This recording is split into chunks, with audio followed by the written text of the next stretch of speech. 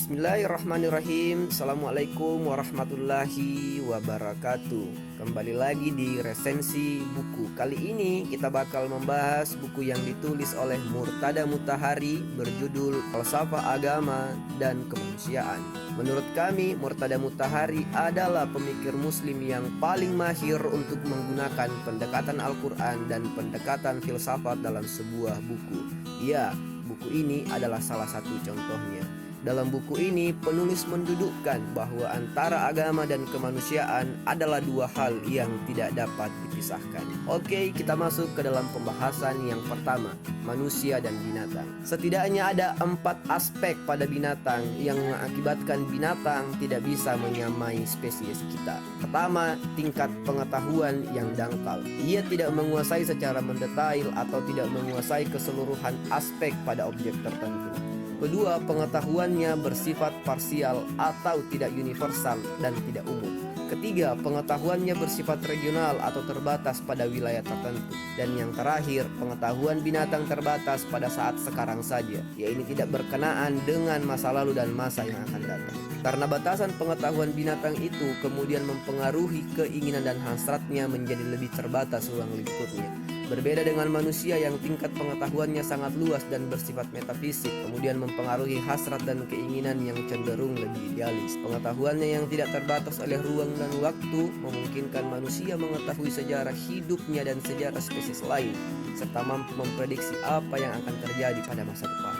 Kemampuan manusia mengintegrasikan hubungan sosial memungkinkan mereka membuat sebuah koloni dalam jumlah banyak, serta dapat bekerja sama dengan baik dan efisien. Kita sampai pada kesimpulan yang membedakan secara mendasar antara manusia dan makhluk hidup lainnya adalah pengetahuan dan keimanannya, bahwa pengetahuan dan keimanan adalah dasar dari kemanusiaan, serta kemanusiaan ini bergantung kepada pengetahuan dan keimanan.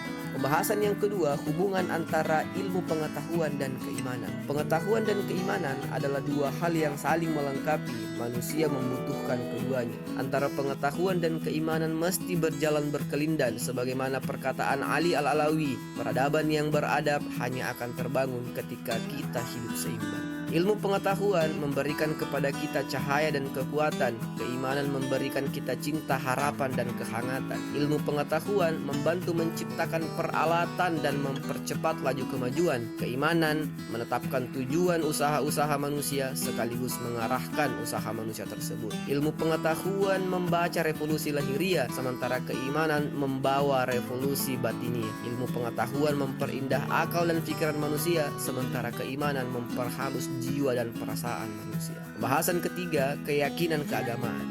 Agama secara etimologi bermakna tidak kacau. Artinya agama menawarkan keteraturan, baik itu untuk diri sendiri maupun dalam aktivitas sosial. Ada beberapa pandangan yang menolak keberadaan agama. Keyakinan terhadap agama dianggap tidak lagi relevan di era teknologi seperti sekarang. Salah satunya adalah Yuval Noah Harari. Ia melihat bahwa agama hanya menjanjikan dunia yang belum pasti terjadi. Ia menyebutnya sebagai tatanan imajiner. Perilaku manusia sejatinya dipengaruhi oleh kecenderungan biologis pada dirinya. Burung terbang bukan karena hakikat penciptaannya dia bisa terbang, tetapi secara biologis dia punya sayap, kata Yuval. Manusia berhubungan seks karena itu kebutuhan biologis, bukan karena yang lain. Dalam pandangan agama, segala perilaku dan pengambilan keputusan tidak hanya menyangkut persoalan lahiriah saja. Agama bukan hanya mempengaruhi kehidupan masyarakat, tetapi juga mengubah cara masyarakat memandang dunia. Ada cita-cita luhur bagi masyarakat yang punya keyakinan tentang agama, bukan hanya sekedar tatanan imajiner seperti yang Yuval katakan.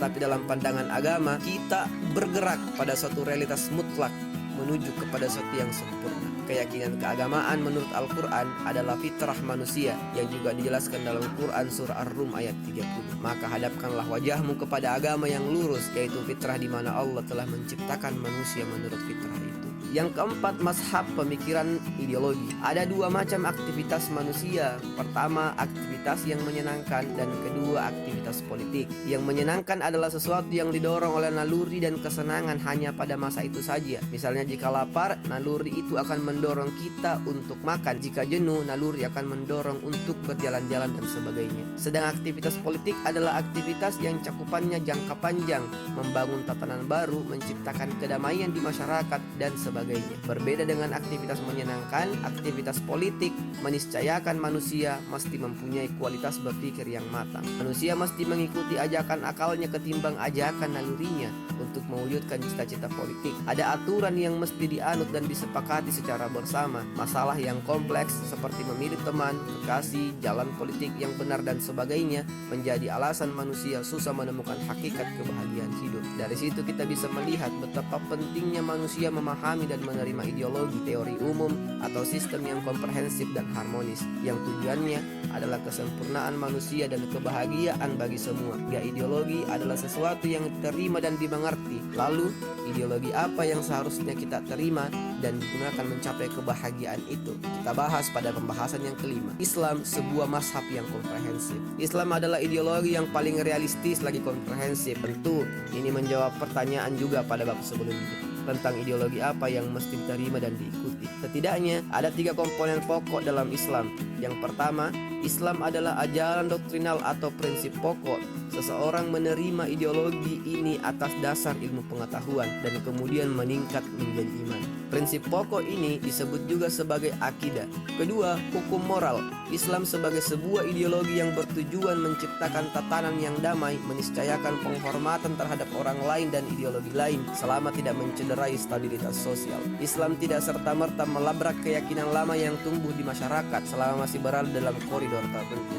Aspek ini kita sebut sebagai akhlak. Dan yang terakhir adalah hukum yang berkenaan dengan aktivitas manusia, baik itu berupa peribadatan maupun hubungan sosial. Bagian ini sering kita sebut sebagai syariat atau fikih. Pembahasan ke-6, sumber-sumber pemikiran dalam Islam. Al-Quran mendorong manusia untuk berpikir. Al-Quran bukan saja menunjukkan penyebab kesalahan berpikir, tapi juga merincikan hal-hal yang pantas dipikirkan dan yang dapat digunakan sebagai sumber informasi. Berikut ulasannya. Yang pertama, alam semesta. Dalam Quran surah Yunus ayat 101, Allah Subhanahu wa taala berfirman, "Katakanlah, perhatikanlah apa yang ada di langit dan di bumi." Yang kedua, sejarah. Dengan mengetahui sejarah orang-orang terdahulu, semakin terang apa yang mesti kita lakukan dan apa yang mesti kita tinggalkan. Allah Subhanahu wa taala berfirman dalam Quran surah Ali Imran ayat 137, "Sesungguhnya telah berlalu sebelum kamu sunnah-sunnah Allah. Olehnya itu, berjalanlah kamu di muka bumi dan perhatikanlah bagaimana akibat orang yang mendustakan wahyu." Yang ketiga, hati nurani. Al-Quran menyebutkan bahwa Allah menaruh nurani dalam diri manusia dan setara dengan alam semesta. Immanuel Kant berkata, ada 2 hal yang sangat mengundang decak kagum manusia. Yang pertama, langit berbintang di atas kepala kita, dan yang kedua, hati nurani dalam diri kita. Pembahasan ke-7, manusia dan Al-Quran. Al-Quran memandang manusia sebagai makhluk yang multidimensional. Pada diri manusia bukan hanya jasad saja, tapi aspek ketuhanan dan kemalaikatan juga ada pada diri manusia. Tak heran jika Allah Subhanahu wa taala memberikan tugas yang begitu berat kepada kita, yaitu menjadi khalifah di muka bumi. Silahkan baca Al-Quran surah Al-Baqarah ayat 30. Di satu sisi Al-Quran menyanjung manusia, tapi di sisi lain mengolok bahkan menganggap manusia itu buruk. Misalnya dalam Quran surah Al-Ahzab ayat 72, Allah Subhanahu wa taala berfirman, "Sesungguhnya manusia itu amat zalim dan amat bodoh." Atau dalam Quran surah Al-Hajj ayat 66, Allah Subhanahu wa taala berfirman, "Sesungguhnya manusia itu benar-benar sangat mengingkari nikmat." Apakah manusia punya kepribadian ganda? Ya, tentu tidak. Secara potensial, keseluruhan aspek pada manusia itu baik. Tinggal bagaimana kemudian manusia dengan kemerdekaan dirinya mencapai tingkat manusia agung dalam Al-Quran yang disebut dapat melampaui malaikat.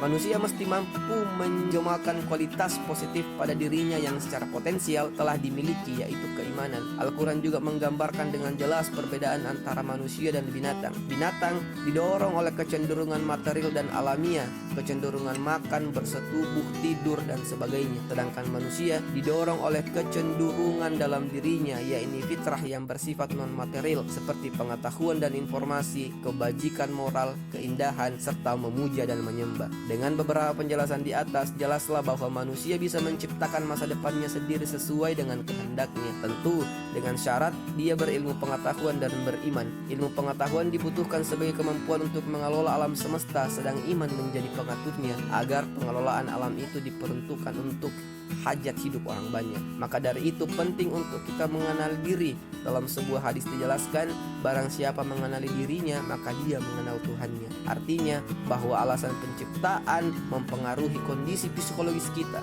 Jika kita paham dan mengerti bahwa kita diciptakan untuk tugas yang berat, maka secara fitrawi tumbuh rasa tanggung jawab yang besar pada diri kita. Yang terakhir adalah pengetahuan manusia. Dalam Quran surah Al-Hasyr ayat 9, Allah Subhanahu wa taala berfirman, "Dan janganlah kamu seperti orang-orang yang lupa akan Allah, lalu Allah menjadikan mereka lupa akan diri mereka sendiri. Mereka itulah orang-orang fasik." Rasulullah SAW bersabda, barang siapa mengenal dirinya maka dia mengenal Tuhannya. Sayyidina Ali juga mengatakan bahwa pengetahuan yang paling bermanfaat adalah pengetahuan tentang diri. Sesuatu yang senada disampaikan juga oleh Mahatma Gandhi, hanya ada satu kebenaran di dunia ini dan kebenaran itu adalah mengenal diri. Manusia memerlukan kesadaran dalam dirinya, kesadaran akan dari mana dia, untuk apa dia diciptakan, dan kemana dia akan pergi. Hal ini penting untuk memahami semesta, hubungan manusia dengan semesta, dan bagaimana mestinya kita memperlakukan semesta. Hanya dengan sadar bahwa kita berasal dari Zat yang Maha Agung dan akan kembali lagi kepadanya, kita akan tahu bagaimana mestinya kita berperilaku. Kesimpulan kami sebagai resentor bahwa antara manusia, agama, dan ilmu pengetahuan adalah 3 aspek yang tidak bisa dipisahkan. Untuk sampai kepada kesempurnaan atau untuk mencapai tingkat manusia sempurna, kesemuanya harus berjalan berkelindan. Dengan pengetahuan, manusia akan berkembang aspek lahirnya, dan dengan agama, manusia akan berkembang aspek ruhaninya. Keseimbangan lahiriah dan ruhaniah atau keseimbangan pengetahuan dan agamalah yang kemudian mengaktualisasikan perkembangan kesempurnaan manusia. Ada pertanyaan?